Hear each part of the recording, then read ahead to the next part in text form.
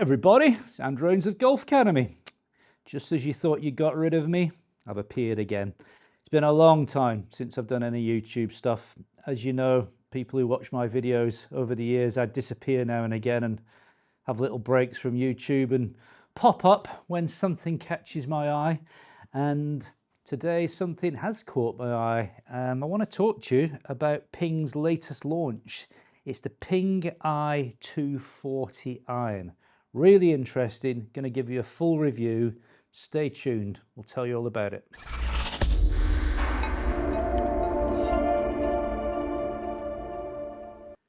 So first of all, good to be back. Had a big long layoff from YouTube.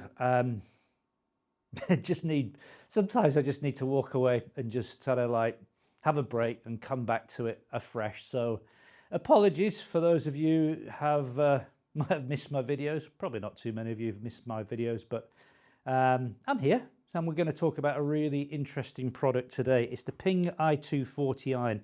Got released, where are we? We're approaching the end of July 2025. Got released about a week ago, something like that. And I think Ping weren't quite planning on releasing this iron just yet, but the British Open, the Open as they like to call it, was last week, and they knew a lot of the tour players were going to have this new iron in the bag, so they thought we might as well get it released because it's going to be out there, and with social media everyone's going to know it's there, so let's just release it. So this obviously replaces the i230, but I think the i240 really does take this club into a different category, which we'll talk about in a minute. So what we're going to do is the usual. We will talk techie specky stuff for about 4 or 5 minutes, and then we'll go into the hitting procedures and we'll hit some shots and we'll tell you how it looks and feels and all the rest of it. So if you're not interested in all the techie specky bit, just advance the video on and get to the hitting. But anyway, I know lots of you like to know a bit about the club. All this stuff's just taken off the website, so if you want to really do a deep dive and look at it yourself, just go onto the Ping website. So what have we got here? We've got tour-inspired iron, which provides added forgiveness with the control, look and feel that will appeal to a wide range of skill levels. Now, I think in the previous sort of I series is the 230, and I think it was 210 before that. It's lovely iron, but didn't have a huge amount of forgiveness, so it kind of limited the type of golfer who would want to play it. Generalizing a little bit, but it would have been the golfer who was maybe a better, more consistent ball striker, wasn't worried about the forgiveness, just wanted the look. I think where they've gone with 240, as you can see as I give you some overheads from above, they've definitely made the cavity deeper on the back. They've still kept the look of the club to appeal to sort of the player's look. It's very tailor-made P790 in that sort of smaller head, I guess Titleist AP2s, going back into that sort of range. You know the style of club I'm talking about. It looks amazing. It's got all the clubs in the Ping range now have this matte finish to them, which looks really pleasant on the eye. You don't get a lot of glare when it's sunny. So a lower CG standing for center of gravity, in Ping's highest launching player's style model, gives you more distance and control with the ability to consistently stop the ball. So slightly higher ball flight, coming down with a little bit more backspin, basically. Let's do and have a look at some of the other stuff which it's telling us about. I'm not going to bore you with all of this. It's there if you want it. Forgiveness with feel, a lighter badge with elastomer insert. They've been using elastomer for a long time, have Ping, and it basically improves the feel. It saves weight. That's relocated to increase the MOI, another buzzword, moment of inertia, for game improvement, forgiveness. Think of MOI really as just making the club easier to hit and a bit more forgiving. So the weight that they've saved in here, they can replace internally. Weight savings allowed engineers to lower the CG, center of gravity, for more distance control and higher launch. And there's nothing revolutionary about that. It's been going on for years, you know, repositioning CG. But they've done it in this club in quite a clever way, which gives us the best of both worlds. True cavity back design, more traditional cavity back design signifies perimeter weighting, so bigger sweet spot, most notably in the longer mid irons, while maintaining a clean player style look. Smooth turf interaction, tour proven grooves, and a player preferred shape. Excellent, like it. Let's go and have a quick peek at specs, which always interests us. I'm always interested in lofts. Lofts, as you know, have just progressively got stronger and stronger. Not unusual now to see pitching wedges down at 40, 41, 42 degrees, creating this big gap where you kind of need 2 gap wedges to get to your sand wedge, which, you know, who are we kidding here? Strengthening the lofts, making us feel like we hit the ball further. We're just turning pitching wedges into 9-irons. Is it necessary? Probably not, but I think all manufacturers have gone too far down the road now to come back. So it's probably here to stay for a little while, if not forever. But have a look at the lofts of the i240s, what I would call genuine lofts.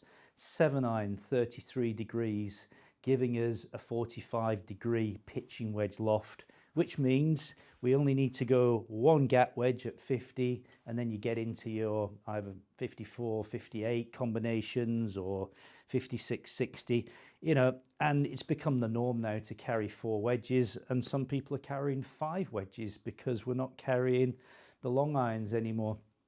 3-iron in the set, which you don't see that often except in players' irons. 19-degree loft, so 3 to pitching wedge and utility wedge, which is Ping's description of gap wedge. Quick look at shafts. We've got a lot to look at, but we won't bore you with all of them. Very heavily into these Pro Motor shafts these days of Ping, and it is a great shaft. The Nippon NS Pro Modus Tour 115, that signifies the weight, and it's not always what it says on the shaft. A 115 is actually 109 grams and 103 grams in regular. And then we've got the 105, which actually is close to its weight, it says on there.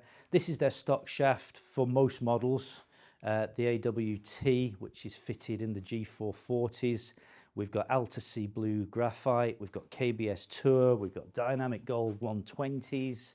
We've got good old Dynamic Gold, still going strong. How old is this shaft? Dynamic Gold must have been going now for, I don't know, 35 years old and still going strong. Did a fitting for a guy the other day. Always use Dynamic Gold S300s, wouldn't use anything else.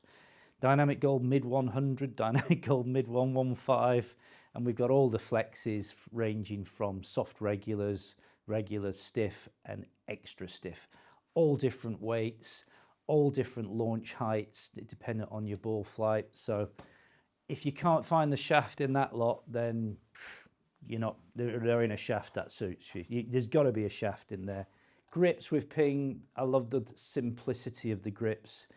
They're like, okay, we're not messing around here offering 28 different grips. It's a Tour Velvet, guys. Tour Velvet 360 in 6 different sizes. You can get a Tour Velvet cord, which is an upchargeable grip in the UK. To be honest, I don't think the Golf Pride Tour Velvet cord is that good a grip. It seems to wear out pretty quickly, doesn't feel that good. But the Tour Velvet, I was watching the Open last week and I was just amazed how many Tour players still use Tour Velvet. It's, you know, just in the black. Obviously some of them are using corded grips and lots of others, but a lot of them are using the Tour Velvet. And this grip size can be customized to suit the size of the hand, which is really important. Generalizing again, if the grip diameter is a little bit too thin, your hands may work a little bit too actively, may over-release the club. Consequently, if the grip's a little bit too thick, then you're not going to release the club in time and you might block it outright. Not always going to happen, but this is what we do when we do fittings. We look at grip size. It's really important. Let's hit some. Be right back. Time to hit a few. Another quick look at this. It's cosmetically, I think it's a beautiful club, this. The other thing you're going to see people doing with this club is blending sets together. So within the Ping range at the moment, there are several models.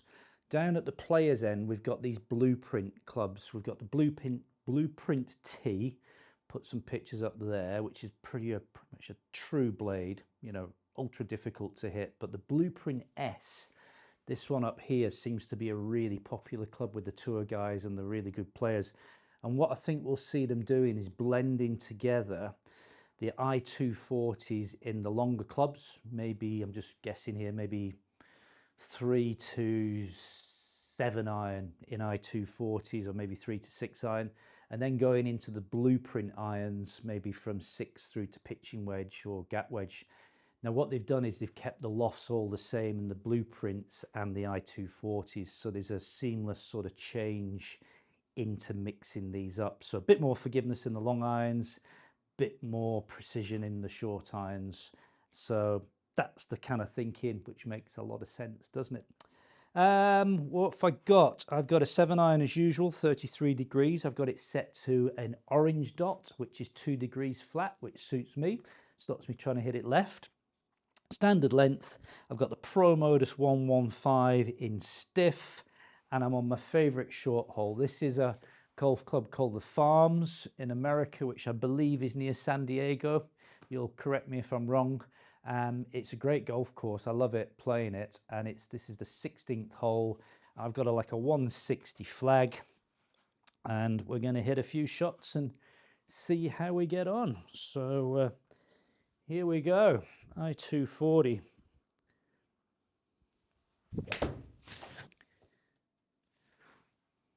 Go. Just turned it over a little bit, as you can see there, and we know that when we turn the ball over, I've got the club face closing a little bit more. For those of you who don't know my golf swing, it's not a thing of beauty, folks. I attack the ball too much from the inside, and then I have to over-release the club. And on this one, you can see my swing path attacks the ball 8 degrees from in to out, and I have to really work the club face to try and, for good shots, to try and hold off a little bit. On that one, I've released it a little bit more. So what happens there is the carry distance goes up a little bit, and I potentially lose a little bit of backspin. But what I've got to start with there is 83 miles an hour club speed, giving me 112 ball speed, a 160 carry. I'd like to see a little bit more backspin than just under 5,000 there, but that was more the strike of my fault. I'm going to try and hold this one off a little bit, deliver a little bit more loft, and that should increase the backspin. Yeah, that's a little better. That's a decent shot. In fact, that's going to end up pretty close. We'll take that. So that was a much better delivery. Didn't hit it quite as much from the inside. Much better spin rate, spinning at 5,788, launching at 18 degrees, pretty low ball hitter. Carries 157, and I've set these greens to quite soft, so you saw how quickly that ball stopped. And hey, we've knocked that to 1 foot 5 inches. It's a kicking birdie. How does it feel? How does it look? From above, have a little player's view looking down at the club. I love the shape of this. It really suits my eye. It's not ultra thin top edge, but certainly thin enough. I love the rounding in the toe. I love the minimal offset, and I'm loving this matte finish. It looks great.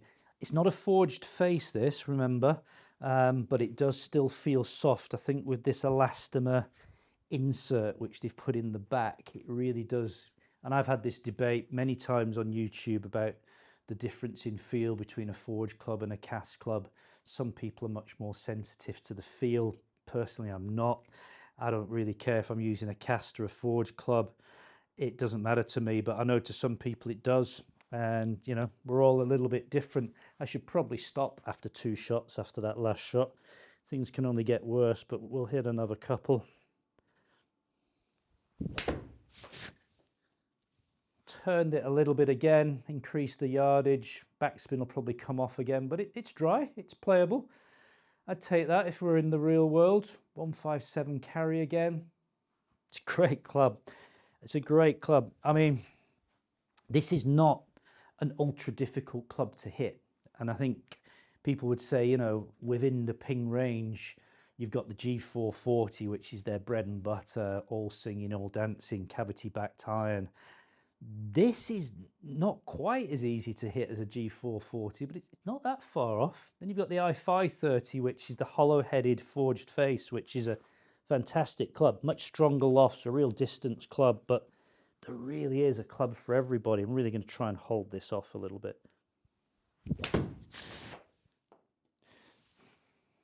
See how I struggle to hold the club off? Everything's getting released here. They're all pretty good shots. You know, that's how many shots we hit? 5 shots, 4 shots. Hit the target. Again, good numbers. 154 carry, very consistent on the spin rate. We'll hit one more. Take that, and then we'll just have a quick look at the average numbers here for you. So really, really great golf club. I love it, really do. So just for those of you who like numbers, we've got an average ball speed here of 111, average launch of 18 degrees, average spin of 5, let's call it 5.5, and an average carry of 157. Good numbers, pretty consistent. If we look at club speeds, some of you into club speeds rather than ball speeds, you can see I'm not really gunning at these at all. 83 miles an hour, and I've got a stiff shaft in here. I could probably get away these days with hitting a regular shaft. Might increase my launch and spin, so I can play around with different shafts and kind of make them work. But it's very impressive. Right, let's talk nitty gritty. Price in Great British pounds at the moment, and this would be for a set of 7 irons. So let's say for the pitching wedge, okay? You're looking at around about £1,250. We'll put the conversion rate down the bottom there of what that is in US dollars, so it gives you a bit of an idea. So £1,250, expensive, premium, but you know, most golf clubs now have got expensive. You don't get a lot for your money in the UK for a 7 iron set of irons for less than £1,000. You know, we're somewhere between £900 and £1,300 kind of covers most irons in the UK at them, if they're forged or steel or whatever. If you're putting graphite into these, which probably not a lot of people are going to do, then you're adding about another £100 per set if you're going to go graphite. But I would think the vast majority of people who are buying this club would go with steel shafts. So there we go. It's the i240 iron. Absolutely love it. It's another winner from Ping. Hope you enjoyed the video. Nice to be back. See everybody again. Will I be chucking out loads of content going forward? Probably not, but I will pop up now and again when there's something which catches my eye. But yeah, thanks for watching the video. Do appreciate it. If you're new to the channel, thanks for watching. Maybe think about hitting that subscribe button. And if you thought the video is any good, you could give it one of those thumbs up. Post your comments down below. Gonna be honest, I won't reply to all of them. I might reply to a few of them, but I do appreciate the interaction. But I will try and pass comment if something there is credible and relevant. I will try and say, yes, I agree, or no, I don't, or offer you some advice if I can do that. That's it. I've babbled enough as usual. Andrew Ainsworth signing off. Bye for now.